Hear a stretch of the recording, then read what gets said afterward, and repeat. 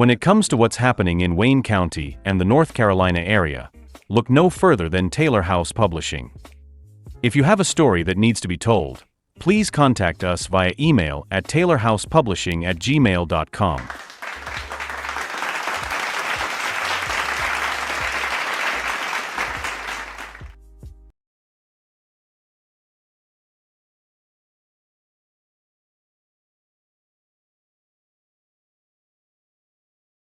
And he's fetching. I'm talking about the message, what it stands for. It's called gentrification. It's what happens when the property value of a certain area is brought down. Huh? You listening? Yeah. To bring the property value down. They can buy the land at a lower price. Then they move all the people out, raise the property value, and sell it at a profit. Okay, what's going on, ladies and gentlemen? I am Richard Taylor, and I'm coming back with another video concerning things that are happening right now as we speak in Goldsboro, North Carolina. You see the video that you saw, which is the infamous Boys in the Hood movie, where you have Ferris explaining to the people in that community what gentrification is. And if you look at that little segment and you listen to what I am saying right now, you will see a great similarity to the position that they are in and the position that certain neighborhoods right here in Goldsboro, North Carolina are in. You see the title, Crime, the Goldsboro Housing Authority, and the West Oak Project Development District, and how these things are all correlated. Now, last night, there was a meeting with the city council to address gun violence. Pretty much the only person who spoke up at that meeting was the Chief West. And he spoke about the violent crime in the area, where that violent crime is concentrated, which is very important, and what they plan to do as far as increase police presence. Now, that's a whole nother story about that meeting. It was a very successful meeting, I may add. A lot of people showed up. Unfortunately, a lot of people did not like the fact that the community was not able to chime in. Nevertheless, it was a successful coming together, a meeting of the minds of sort. But one thing stuck out in that meeting as I received more information concerning the Goldsboro Housing Authority and their plans to implement the West Oak Project Development District.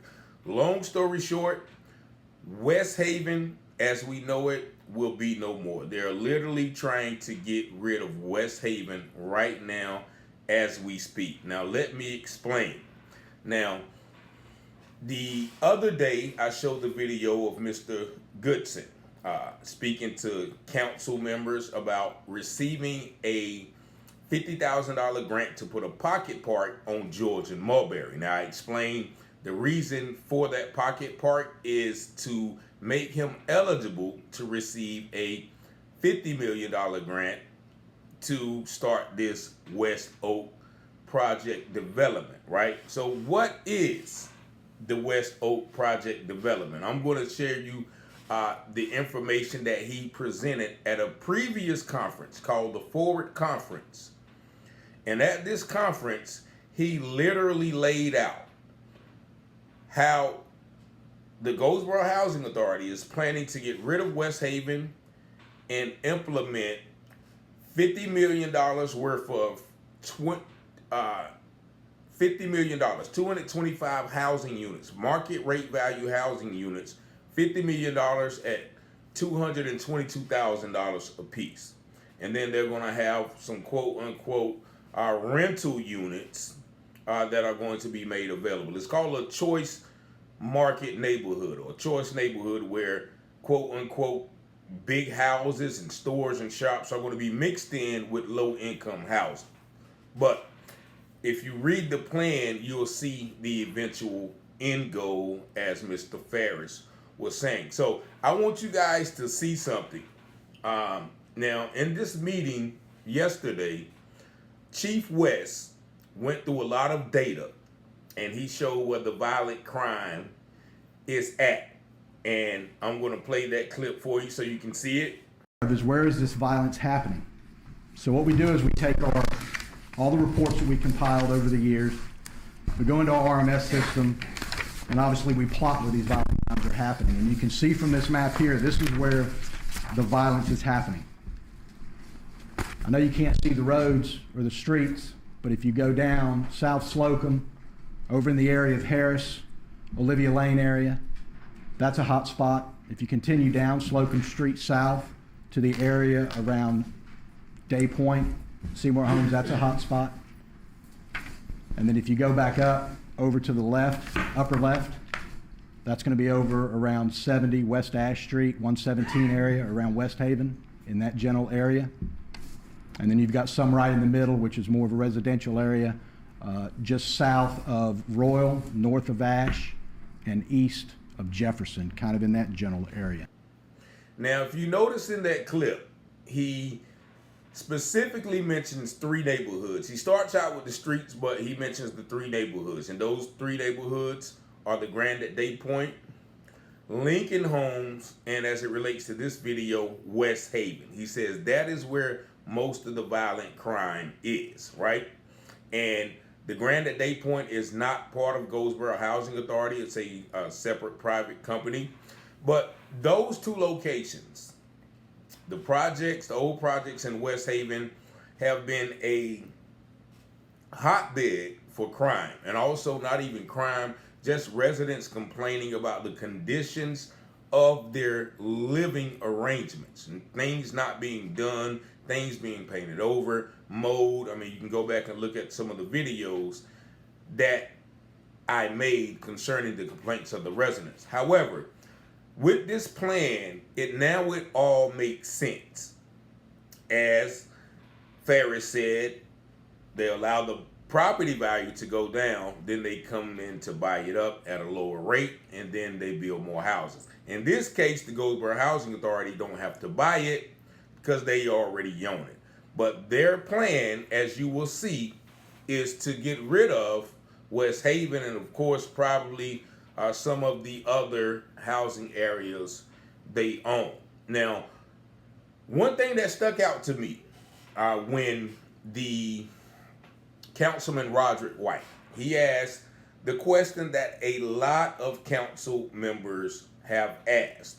What are we doing to hold the Housing Authority, which is a nonprofit organization? They get HUD funds, nonprofit funds, private funds. They get a lot of funds from a lot of people, different people. What are they doing to help curb the crime? And now watch Councilman White ask the question and watch how Mayor Gaylor answers. Johnson. Yes, I just have a question for the council. Actually, you better help me understand. The housing authority. What are we doing to hold the board that's on the housing authority and as well as the CEO accountable? Because when we look at the hot spots on the video, it's predominantly all the housing authority areas. So what are we doing to hold them accountable for all the crime? I'll be at their board meeting tomorrow. I will too. I am not a board member, but as the mayor, one of the tools that I have is I appoint the board members. Now, once appointed, their term is fixed. I don't get to arbitrate. And you see, he asked the question to the council, but I think the question was indirectly asked to the chief of police, which, of course, they supposed to be working in conjunction with the housing authority to stop crime. But you see, the Mayor Gaylor jumped in and said, okay, I will be at their meeting tomorrow. I'm not a board member, but I appoint the board members, which, once again, it almost seems like Goldsboro City Council and the Goldsboro Housing Authority is working hand in hand. Why do I say that? Now look at this first slide concerning the Goldsboro Choice Plan. Committed and effective partnerships are the key to realizing the West Oak vision. West Oak partner includes, look at the first 2, Goldsboro Housing Authority and the City of Goldsboro. Wayne County Public Schools, Habitat for Humanity, the Boys and Girls Club, community supports in schools, literary collection, and many others, right? So those first four, the Housing Authority and the City of Goldsboro, and the Wayne County Public Schools, all of those are in conjunction because, of course, if you have good schools, the city gets accreditation and good money. Habitat Humanity for Humanity is already building homes in that West Haven area. So the reason that mayors, quick to jump in on that question is because right now the Goldsboro Housing Authority, City of Goldsboro Housing Authority, is once again asking the City of Goldsboro for money to fund that Pocket Park. And listen to Mr. Goodson talk about this initiative at a previous meeting from June the 3rd. Listen at him talk and pretty much plead for the city to give him the money to get the park so he can get the multi-million-dollar grant. If we back up to Bill's slides, this is going to bring in millions of dollars to fix some of the constraint that you're in right now. And so this is also a $350 million economic impact. So you may feel a little tight right now, but over the next 3 to 5 years, if we move this plan forward, you'll feel a lot different. I think you'll have probably a $2 million in surplus that you're looking at based on what we put up there in economic, So you're development. telling me that $2 million economic impact is going to be based off of a pocket park if I'm deciding where a pocket park is going to be strategically placed? So you're talking about a choice neighborhood plan, and your choice neighborhood plan, we're putting the plan, they gave you $500,000 to put a plan together. Typically plans consist of pocket parks, whatever that community says they want, right? Once we submit our documentation, I had a great conversation with Janelle Baker today. We're looking good. We're able to go out and apply for the $50 million. So I think there's, 55 million, 55,000, 50 million, $2 million economic impact per year. I mean, those are just straight up numbers. I mean, so I think we have I don't want to play a short-term game for a long-term outcome. Again, it's a $350 million impact to this whole area, and I don't know of any other funding in the country right now that you could seek to have that type of economic impact to Goldsboro in any area, in Department of Transportation, any area that HUD's going to give you or the government's going to give you $50 million to spur $350 million. And I keep saying $350 million is because every HUD dollar leverages $7 and I think it's 34 cents. So it's more than $350 of private dollars. And the reason why we're working with DGGC, and is it Communities Inc? DGGC, but we have to work with private partners as well. What we talked about, or Mayor was talking about earlier, working with private and public partners, it will spur that type of impact. So I know you have a store down here. That type of economic impact to your store would be just wild. I mean, you're going to bring in almost 2,000 people. I mean, it's almost unheard of. It's what they're doing in, Wake County right now. They're seeing 2,000 people come into the community before the end of the year in most places. So that's a major economic impact. So again, we can't look at the constraint. Now, once again, you see Mr. Goodson talking about all of the benefits, the monetary benefits. It's going to bring, a $2 million surplus over time. It's eligible for a $50 million grant and then a $350 million grant, because he said every federal or HUD dollar leverages 7 private dollars. So once again, there's private investors in this as well. So don't look at Goldsboro Housing Authority as the main culprit. we got to look at all of his partners. Some of the partners won't be listed on that list, right? But he also mentions $2,000 people coming to the area, right? Coming to the area, as he mentioned, Beverly Weeks has a store. That was Councilwoman Beverly Weeks in the background. She has a store that's going to bring a lot of business to your store. It's going to have 2,000 new people come in, right? So from that, you get 2,000 new people coming in, right? Where are those people going to go? They're going to go to the West Oak Development District, right? Where is that? That is where currently West Haven is located now. And I'm going to show you, like, they literally have all the pictures of what this is going to look like from other areas. Now, those people that live there now are not going to be able to afford those $220,000 houses, right? We know that, right? And then they said, well, we're going to do some retail shops around the Ash Street area, and they're going to, they're going to sprinkle some low-income housing in there somewhere. Now, that remains to be seen. But the major part, as you listen to him, was the economic value, right? It wasn't, and let me break this down to you. As you see this next slide, it says the future development will contain a minimum of 600 units, of which at least 225 will be market rate ownership and rental units. Now, the 225 units of market rate housing are expected to have a market value of $50 million and add $750,000 of annual revenue to the West Oak Project Development District, not the city, but this particular program. Now, look at the next sentence. Over the next 20 years, an additional 1,400 residential units are projected to be built in the West Oak neighborhood. 1,000 of which will be market rate units, not low income housing, market rate units. So the majority of these quote unquote choice houses that's going to be mixed, the majority of those are going to be market rate units, meaning the people who are in subsidized housing right now in West Haven are not going to be able to afford those market rate units, right?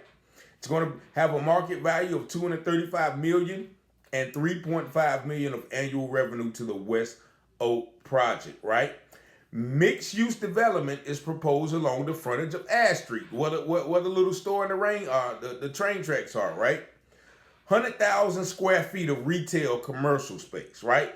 Money, commercial, not people, with a market value of $12.5 million and $185,000 of annual revenue to the project, right? Other initiatives. What are those other initiatives, Mr. Goodman and all your partners? They're going to add market value and annual revenue to the West Oak project, right? And look, I got about 3 more slides, right? New economic development tools will be put into place to drive this reinvestment, right? Neighborhood West Oak Project Development District. A project development district is North Carolina's version of a tax increment and will capture the increased property tax revenue with the district to fund much needed capital costs. How can you increase taxes on people who don't have anything? You're going to increase taxes on the people who are coming in who can afford those market rate housing.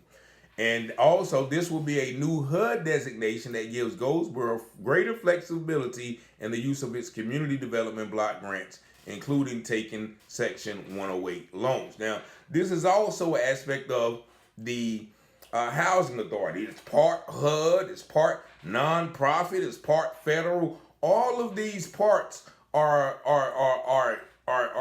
dipping and dabbing, right? But they can't fix somebody's water heater in Fairview right now, right? But they're looking for all of this money to invest in 600 units on top of the West Haven that is now. So we want to tear that down, the end goal, and put up this new West Oak Project Development District, right?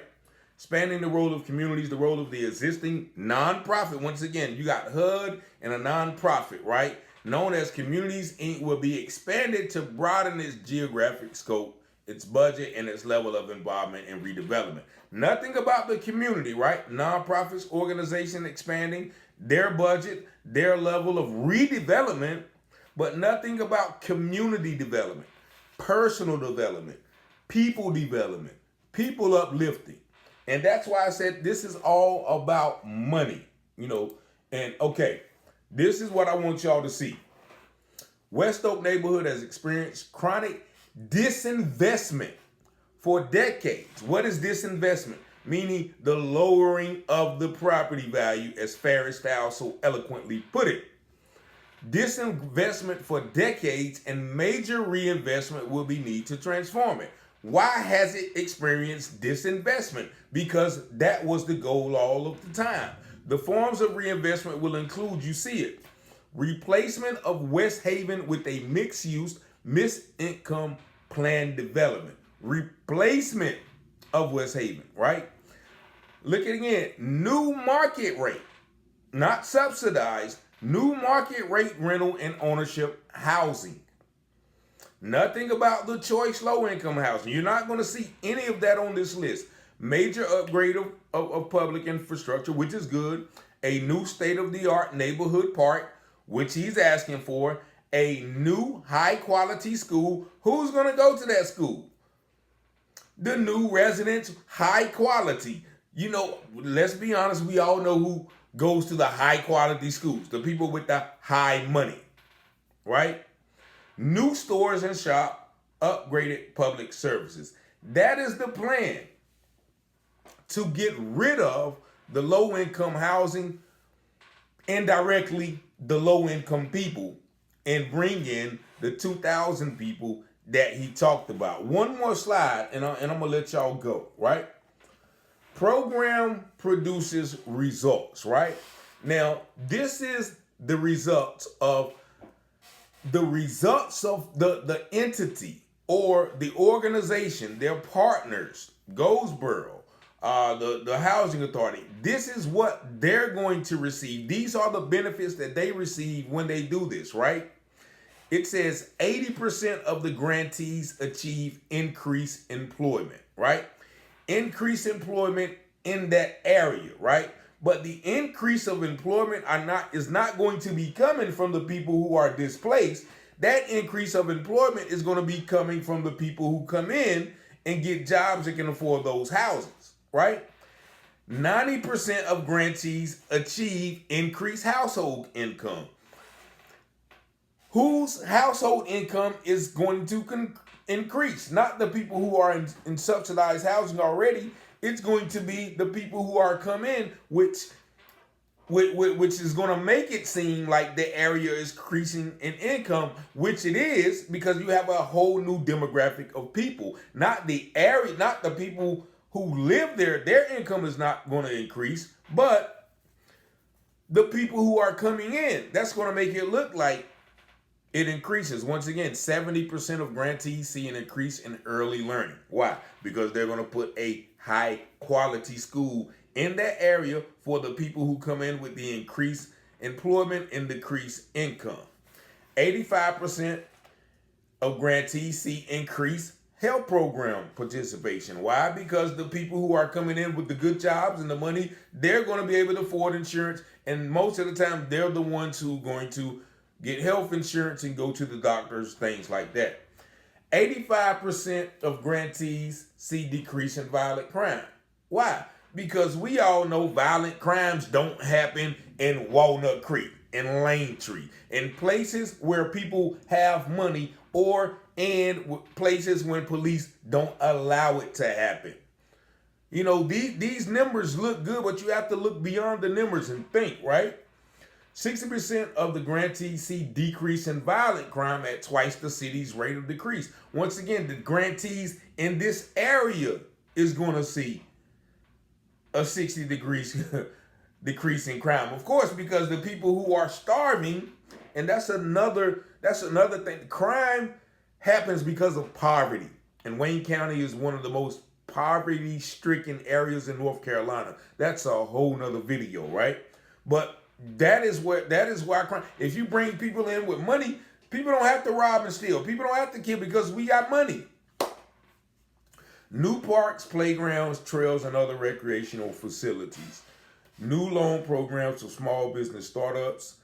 And like he said, $7 of the non-governmental leverage attracted for every $1 in choice funding, which means the more money he gets from the government, you're going to talk, you heard him the other day talk about leveraging the money, right?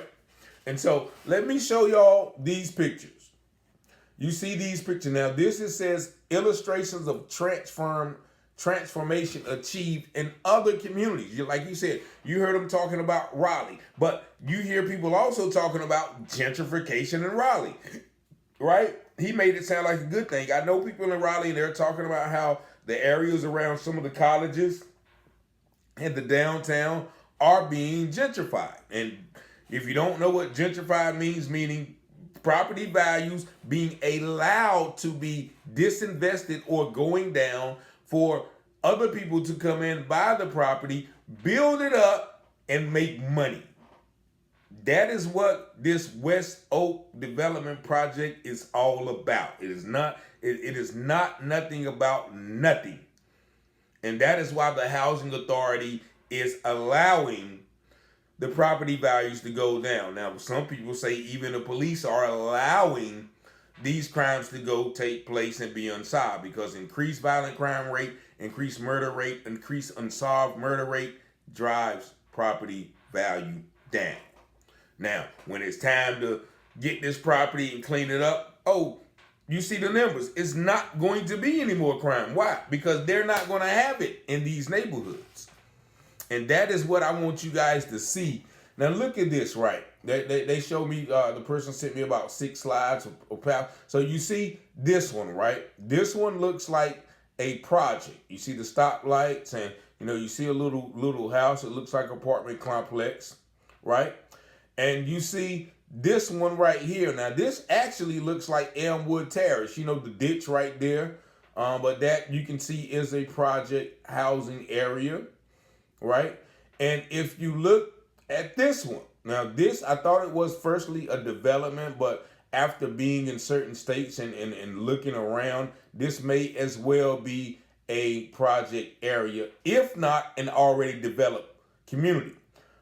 But if you look at this one, this is the transformation that they're talking about. This is what they want West Haven to look like. Now, this is from the presentation of Anthony, Mr. Good. I ain't gonna call him no good Goodson, but I just like that lane. Anthony Goodson. This is the presentation he presented at the Forward Conference. Probably don't even know that happened, right?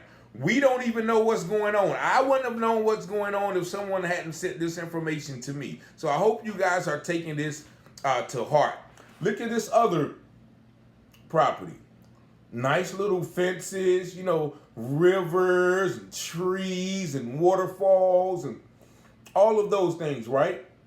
And then you have this picture. What does that look like? That looks like shop. That looks like downtown Atlanta or New Orleans or some shops and everything right there, which is good, right? But at the expense of who? The people who are living there now are not going to experience any of these benefits. No matter how much they tell you, it's going to be choice and it's going to be low income and $250,000 houses right beside each other. You see the disparity. He said 1,400. It's starting out with 600 units, but then 14 additional 100 units are going to be built, 1,050 of them. And I'm not even going to try to do the math, but I know that's over 75% of them are going to be market rate housing, meaning people on subsidized income are not going to be able to afford the $220,000 house or the $2,000 rental rate, right? So where are these people going to be? They're going to be, now, mind you, this area right here is not going to experience any crime. But where those people are going to get displaced from, who are in the same poverty, the same low educational, the same low mental health, the same substance abuse, the same just generational stuff, they're going to take that crime somewhere else. But as we know, just like downtown, that looks good as well. But you see all of these neighborhoods and surrounding being in disarray. So I want y'all to take heed to this. So while we are out in West Haven and claiming the block, claiming, Rockefeller or DuPont, wherever you live, rest assured that they are presently trying to move y'all out. This is documented. Like this, I will send it to you. This ain't no fairy tale. They're literally trying to move you guys out, and of course, it's going to go on, in the old projects, and so all of you young men who are claiming, those blocks and those projects, they have plans right now to move you out, move your family out. So y'all better take the proper initiative to realize what's going on and start doing some things differently. And what those things are, I don't know, but we see right now that this crime, this Goldsboro Housing Authority, this West Oak Development Project is all intertwined. I hope that I made that very clear, because when the person sent this information to me, I was like, okay, it makes sense. It makes sense why Goldsboro Housing Authority is not doing anything to fix anything in the apartments, and residents are being neglected.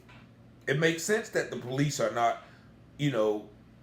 worrying about violent shootings and crimes in this area. Mind you, three 17-year-old children, I think, within about 3 months, even less than that, between the end of the year and the beginning of the year, were killed in Lincoln Homes, the old projects. No arrest, if I'm not mistaken. So it is strategic. We, Chief West can get up there and talk about, more police presence, and we don't, we have the spot shot. All of that data means nothing to me. I had to really walk out when they kept saying, because crime happens because of poverty. Like one gentleman said on the comment, these young gentlemen are crying out. What are you doing to prevent them from going to jail? Don't just, okay, we're trying to get, what are you doing to prevent them from getting the guns? What are we doing? First of all, we can't put it all on them, but there's no trade programs in school anymore. Children like to work with their hands, make money. Most, back in the days, your grandfather was a brick mason, a carpenter, a plumber, a painter. They had valuable skills that they can make money with and provide for their families. And so all of that at that meeting, which was once again a great meeting of the minds. I thank every council member for being there. But what are we going to do proactively? And definitely I like the fact that everyone almost mentioned holding the housing authority accountable. But if you see from this video, 1 + 1 makes 2. If you understand what's going on, you will see why that is not the end goal, for housing authority. You can listen to Mr. Goodman. You can go back and look at that meeting from June 3rd. It's all about money, man. It's all about money. And as one gentleman said at the meeting after we were talking, it's all political. That's why Mr. Mayor is going to be at that meeting. Trust me, there's some more money behind that. There are some major players behind this development because, of course, and it makes sense capitalistic wise. But in order for capitalism to thrive, somebody has to be on the bottom. Somebody has to be losing. That's it. Capitalism is here and here, here, here. Very little in the middle. I got it all at the expense of them. And so that's why we have to be wise on what's going on. This meeting was held. I don't know when it was held. You probably don't know. The Forward Conference meeting. Some big wigs was there. The school superintendent, of course, because he was one of the partners. You know, and I forgot the other heavy hitters that the lady told me about, but yeah, man, we gotta be wise, man. We gotta be wise, and it's funny that I bring up that movie. Boys in the Hood, all the killing, but we had one smart gentleman, Ferris. He saw it all, and he kept his son out of there, you know. But that's what we have to do, man. We have to realize and think what's going on, man. They literally trying to get West Haven up out of here. And once again, from a business standpoint, yeah, bring more money to the city, you know. But bring beautiful shops, you know, bring better housing. But who's going to be able to afford them that lives there right now? And where are they going to go? That is the question that you want to ask yourself. 919-587-7782. Thank y'all for watching. Share this video. I appreciate y'all for subscribing. Appreciate y'all the encouragement, support. But yeah, man, we gotta wake up, man, because it's deep. Like my man Reagan Era TV always say, yeah, it gets deep. It's deep. It gets deep. And this is probably just the tip of the iceberg, man. But thank y'all. Y'all have a blessed night. Peace and love.